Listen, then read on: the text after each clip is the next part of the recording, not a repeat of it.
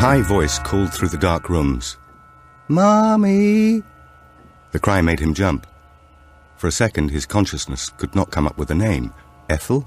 No, not Ethel, but Katrine. A second later, his own name floated up from his memory. Joakim Westin, and he was lying in the double bed in Eel Point Manor House on northern Åland. Joakim was at home. He had been living here for 1 day. His wife, Katrine, and their 2 children had been living on the estate for 2 months, while he himself had only just arrived. Katrine was sleeping deeply. He heard the cry once again, "Mommy!" He recognized Livia's high voice. It made him throw aside the cover and get out of bed. The manor house at Eel Point was closed off to the land, but open towards the sea. Joakim went over to the windows in the hall and looked out towards the coast. A red light was flashing there, coming from one of the twin lighthouses. He heard the wind howling around the house and saw restless shadows, waves. They always made him think of Ethel, despite the fact that it wasn't the waves but the cold that had killed her. It was only 10 months ago. Joakim stepped carefully over the wide wooden threshold and into Livia's bedroom. "Mummy?" "No," said Joakim. "Just Daddy." She looked up at him. "Have you been here long, Daddy?" "No." "There was somebody here." "You were just dreaming." Livia nodded and closed her eyes. She was already on her way back to sleep. Next morning, she wouldn't remember that he'd been there. He peeped into the other bedroom. Everything was silent in here. Gabriel, aged 2.5, was lying in his little bed over by the wall, a motionless bundle. Gabriel slept almost 10 hours, straight through.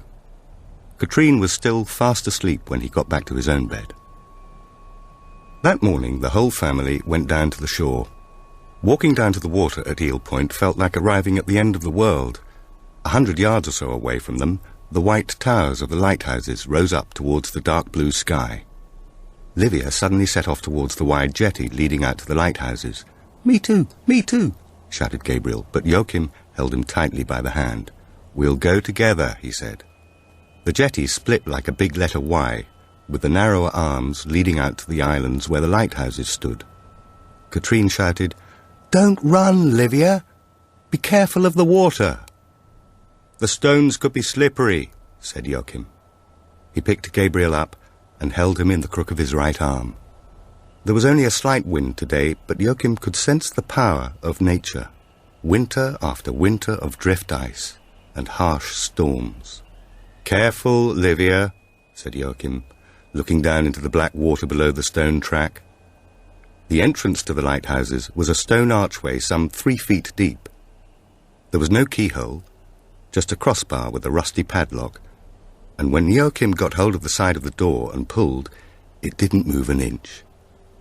"Don't the lighthouses belong to us, Mummy?" said Livia as they made their way back to the shore. She sounded disappointed. "Well, yes," said Katrine. "Sort of. But we don't have to look after them, do we, Kim?" She smiled at Joakim, and he nodded. "The house will be quite enough." Katrine had turned over in the double bed while Joakim was with Livia, and as he crept beneath the covers, she reached out for him in her sleep. He breathed in the scent of her and closed his eyes. Peace. Then he heard the faint whimpering from Livia's room again, and he held his breath. "Mommy!" Katrine sat up. Unlike Joakim, she could go from deep sleep to wide awake in a couple of seconds. "I'll go." Katrine got out of bed without hesitating, slid her feet into her slippers, and quickly pulled on her dressing gown. "Mommy!" It wasn't good that Livia wanted to sleep with her mother beside her every night, but it was a habit that had started the previous year, when Livia had begun to have disturbed nights, perhaps because of Ethel. "See you, lover boy," said Katrine, slipping out of the room. All was silent in the manor house. His life in the country had begun. Henrik wasn't keen on the Sorelius brothers, but he was stuck with them. Tommy and Freddie weren't from the island. They were friends of Morgan Berglund. They had rung the doorbell of Henrik's little apartment in Borgholm at the end of September at around 10 o'clock when he was just thinking of going to bed. Baba, Henky, said one of them. how's it going? Okay, I suppose, said Henrik slowly. Who are you? Tommy and Freddie, the Sorelius brothers. Hell, you must have heard of us, Henrik. You must know who we are. Then the brothers took a quick tour of his one-bedroom flat and slumped down on the sofa in front of the TV. Got any crisps? Said Freddie. Your pal Mog says hi, said big brother Tommy. It was Mog who thought we should come here. To Siberia, said Freddie, pulling the bowl of crisps Henrik had provided towards him. Mog? Morgan Berglund? Sure thing, said Tommy, sitting down on the sofa next to his brother. You're pals, right? You can't stay here, said Henrik. Tommy didn't appear to be listening. We're Satanists, he said. Did we mention that? Satanists, said Henrik. You mean devil worshippers? Tommy wasn't smiling. We don't worship anyone, he said. Satan stands for the strength within human beings. That's what we believe in. Have you heard of Aleister Crowley? We're thinking of working here on Oland, so we need a bit of help. With what? Mog told us what you and he used to do in the winter. He told us about the summer cottages. I see. He said you'd be happy to start up again. Thanks for that, Mog, thought Henrik. Old houses are real treasure troves, said Tommy. So you're in? We need you to find our way round there. Henrik didn't say anything. He was thinking that a person who has a miserable, predictable life must be miserable and predictable themselves. He didn't want to be like that. So we're agreed then, said Tommy. Okay? Maybe, said Henrik. Baba, said Tommy. Great, said Freddie. And all we have to do is find the right houses. Mog said you know some good places. Some, said Henrik. It goes with the job. Give us the addresses, then we can check if they're safe. What are you talking about? We'll ask Aleister. What? We usually chat with Aleister Crowley, said Tommy, placing his bag on the table. He opened it and took out a narrow, flat box made of dark wood. We contact him using this. Henrik looked on in silence as Tommy unfolded the box and placed it on the table. Letters, words and numbers were seared into the wood on the inside of the box. The entire alphabet was there, plus numbers from 0 to 10, and the words yes and no. Then Tommy took a small glass out of his bag. I tried this out when I was a kid, said Henrik. The spirit in the glass, isn't it? This is serious, said Tommy. He placed the glass on the unfolded box. This is a Ouija board. A Ouija board? That's what it's called, said Tommy. Can you turn the lights down a little? He placed his little finger on the glass and closed his eyes. The room fell silent. Who's there? He asked. Is Aleister there? Nothing happened for a few seconds. Then the glass began to move beneath Tommy's finger. 4 days later, Henrik and the Sorelius brothers made their first trip north, to the cluster of summer cottages which Henrik had selected and Aleister had approved. There were only closed-up houses there, pitch black in the darkness.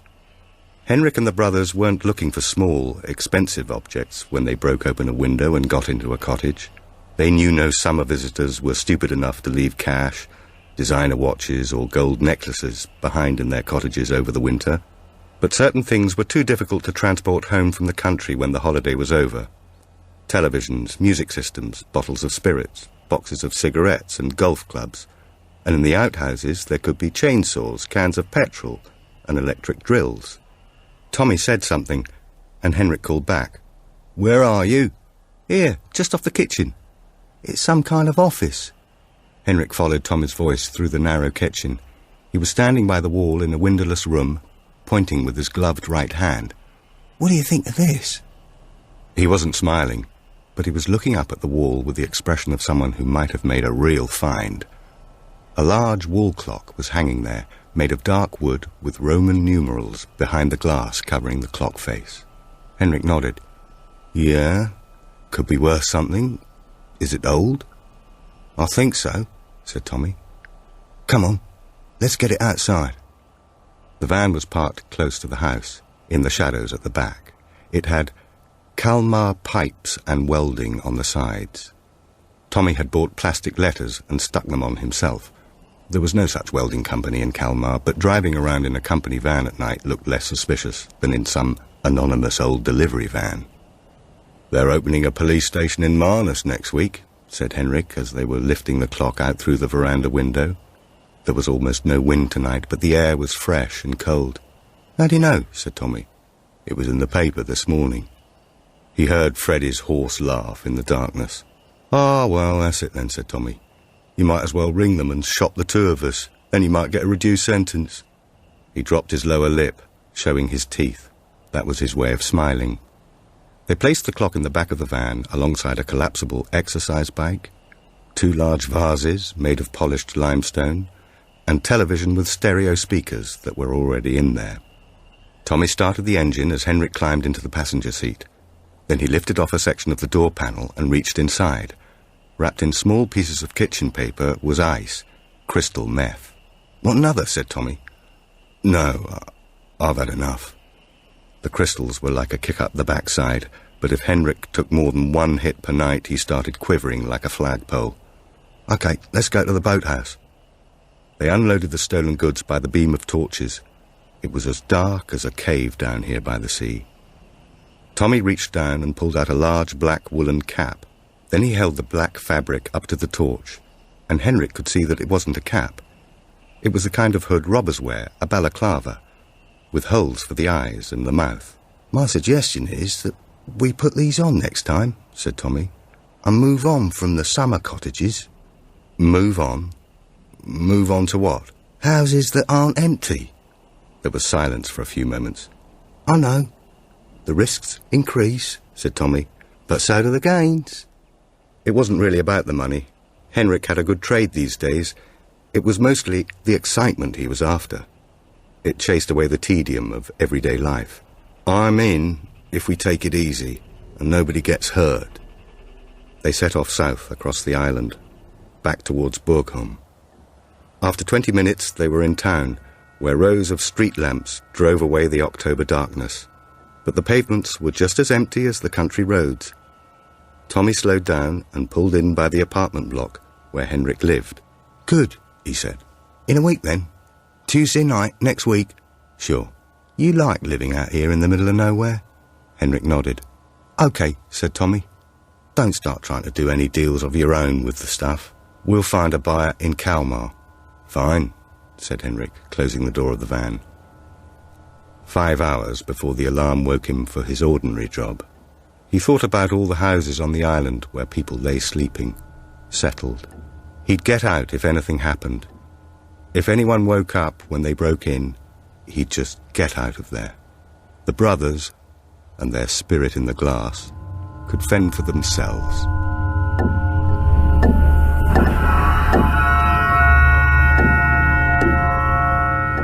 Tilda Davidson was sitting with her bag containing the tape recorder in the residential home for the elderly in Marnus, in the room of her relative Gerlof Davidson. She had had to wait, because he had to listen to the weather forecast. Tilda didn't really understand why it was so important. He was hardly likely to be going out in this cold, but presumably keeping an eye on the wind and the weather was a routine left over from his days as captain of a cargo ship on the Baltic. Gerlof had agreed to the recording almost without thinking when she had called him in August and said she was moving to Marnus, but it still seemed to be making him a bit tense. "Is it on?" he said quietly. "Is the tape running?" "No, not yet," said Tilda. "I'll tell you when." She pressed down the record button and nodded encouragingly at Gerlof. "Right, we've started." Tilda straightened up, and it seemed to her that her voice was more tense and formal than usual as she went on.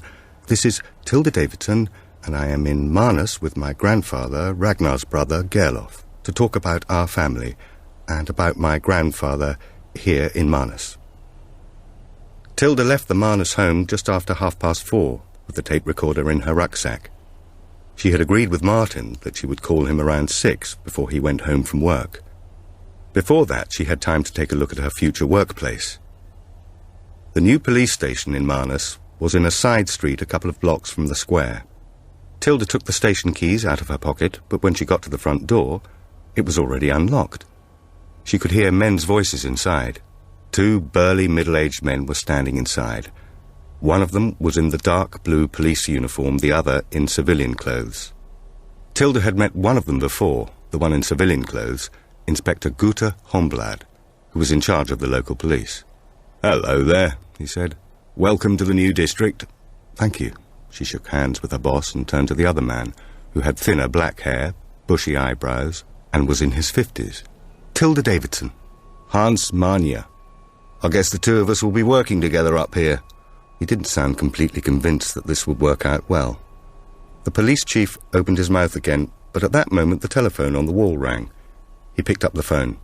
"Right," he said eventually. "We'd better get out there." He put the phone down. "That was Borgholm.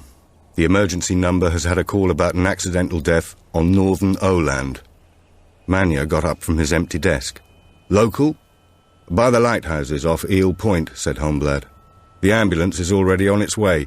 Evidently it's a drowning." Joachim's 3rd morning in the manor house at Eel Point was his last completely happy start to the day for many years, perhaps ever. Unfortunately, he was too stressed to register how good he felt. He would be driving some 270 miles today to pick up the last of their possessions from the house in Bromma. Several parents were dropping off their children on the pavement in front of the school, and Joachim stopped at the end of the row of vehicles without switching off the engine. "Watch out for the cars," said Joachim. "Stay on the pavement." "Bye," said Livia, opening the car door. It wasn't a protracted farewell. She was used to him being away. Gabriel said nothing. When Joachim helped him out of the seat, he just charged away. "Bye then," Joachim called after them.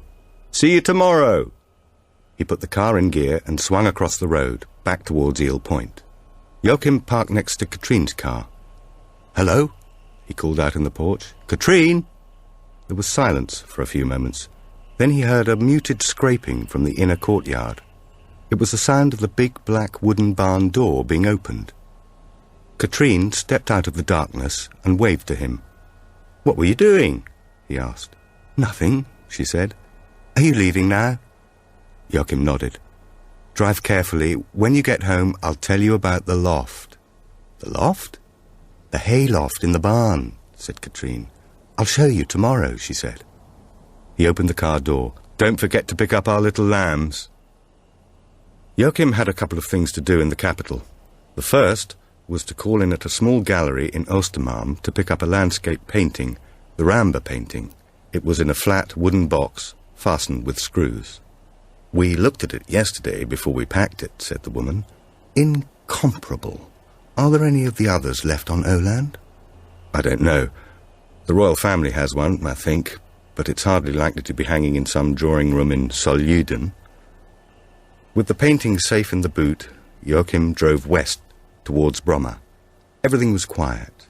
The only neighbours whose house was in sight were the Heslins, Lisa and Michael, and they had become good friends with Katrine and Joachim, but there were no cars on their drive this afternoon. Beside the fence, a narrow track led through a grove of trees. No one had seen Ethel walking down the track that evening, but it was the shortest route down to the water. He unlocked the door, opened up and walked in. He wandered through the rooms, perhaps for the very last time. Upstairs, he stopped in the doorway of one of the 2 guest bedrooms for a few seconds. Ethel had slept here when she was living with them. Some of their things were still down in the cellar. Joachim was packing them into a cardboard box when he suddenly heard the front door opening on the floor above. He straightened up and listened. "Hello?" came a woman's voice. "Joachim?" It was Katrine, and she sounded anxious. He heard her close the front door behind her and walk into the hallway. "Down here," he shouted, "in the cellar." He listened, but there was no reply. He took a step towards the cellar stairs, still listening. When everything remained deathly silent up above, he quickly went upstairs, realizing at the same time how improbable it was that he would see Katrine standing there in the hallway. And of course, she wasn't there. Joachim spent the next 10 minutes going through the entire house, room by room, despite the fact that he knew he wasn't going to find Katrine anywhere. It was impossible. She was still on Åland. He'd misheard. He must have misheard. He took out his mobile and keyed in the number for Eel Point. No reply. He rang her mobile. No reply. The rush hour traffic heading for the suburbs was in full swing when he hit the main road, and it took him 45 minutes to get out of the city. When the traffic finally thinned out, Joakim pulled into a car park in Södertälje to call Katrine one more time. The phone rang 4 times, then it was picked up. "Tilda Davidson, who's calling?" "This is Joakim Westin," he said slowly. "I live in the manor house at Eel Point." "I see. Is my wife there, or my children?" asked Joakim. "No. And who are you?" "I'm a police officer," said the woman. "I can't say anything, but it would be best if you got here as quickly as possible. What's your speed?" said the policewoman, breaking off the conversation. Joakim sat there with the silent mobile to his ear, staring out at the empty car park. He put the car in gear, pulled out onto the road and carried on heading south. But when he began to see pictures in his head of Katrine and the children, he pulled off the road again. The phone rang only 3 times on this occasion. "Davidson?" Joakim didn't bother saying hello or introducing himself. "Has there been an accident?" he asked. "You have to tell me." "Are you still driving?" asked the woman. "Not right now." There was silence at the other end of the phone for a few seconds. Then she replied, "There's been an accident, a drowning." "Death?" said Joakim. "We never give out that kind of information over the telephone."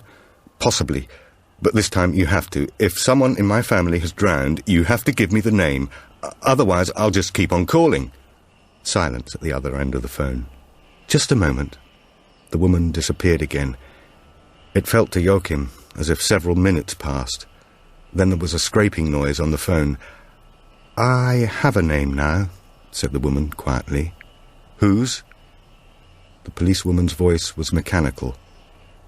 "The victim's name is Livia Westin." Tilda Davidson was standing in the big kitchen of the manor house. The whole house was absolutely silent. Even the slight breeze from the sea had died away. She really wanted to hear another voice, but she hadn't got around to ringing Martin this evening, and now it was several hours too late. He would already have gone home from work. Instead, she rang the number of the neighbours, the Karlsson family. The mother picked up after 2 rings. "How are they?" asked Tilda. "I've just had a look at them, and they're both asleep," said Maria Karlsson. "They're in our guest room." "That's good," said Tilda. "How long will you be up tonight? I was intending to come over with Joakim Westin." "Roger and I will stay up for as long as necessary." At last a bright light swept through the rooms, the headlights of a car. She heard the faint sound of an engine approaching. Joakim Westin had arrived back at Eel Point. As she stepped outside, the car with its trailer was just swinging around to stop in the turning area. The driver switched off the engine and got out. Tilda could barely make out his face in the darkness. "Hi," he said. "Hi, Tilda Davidson, local police. We spoke earlier?" "Livia," said Westin eventually, gazing up at the lit windows of the house. Is she not here?" "She's being taken care of," said Tilda. "They've taken her to Kalmar." "What happened? Where did it happen?" "By the shore, next to the lighthouses." "And Katrine and Gabriel, are they still at the neighbours'?" Tilda nodded. "They've fallen asleep. I rang and checked a while ago."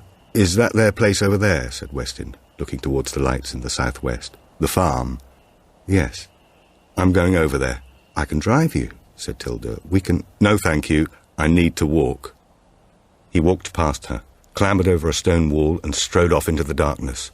The bereaved should never be left alone, Tilda had learned during her training, and she quickly set off after him. As they arrived at the Karlsson family house, Westin asked quietly, "Who found her? Was it Katrine?" "No," said Tilda. "I think it was one of the staff from the day nursery." Joakim Westin turned his head and gave her a long look, as if he didn't understand what she was talking about. Tilda realized later that she should have stopped on the steps and talked more to him then. Instead, she took 2 more steps up to the door and tapped gently. After a minute or so, a blonde woman came and opened the door. It was Maria Karlsson. coming, she said. I'll go and wake them up. You can let Gabriel sleep, said Joachim. Maria Karlsson nodded and disappeared into a dark room. It took a minute or two, then the little girl came out into the light. She was wearing trousers and a sweater, clutching a cuddly toy firmly under her arm, and her expression was sleepy and uninterested as she looked at them. But when she realized who was standing on the other side of the room, she quickly brightened up and began to smile. "Daddy!" she shouted, scampering across the floor. The daughter didn't know anything, Tilda realized. Nobody had told her yet that her mother had drowned. Even more remarkable was the fact that her father, Joakim Westin, was standing stiffly by the door, making no attempt to move towards his daughter. Tilda looked at him and saw that he no longer looked tense, but frightened and confused, almost terrified. Joakim Westin's voice was filled with panic. But this is Livia, he said, looking at Tilda. But what about Katrine? My wife? Where's Katrine?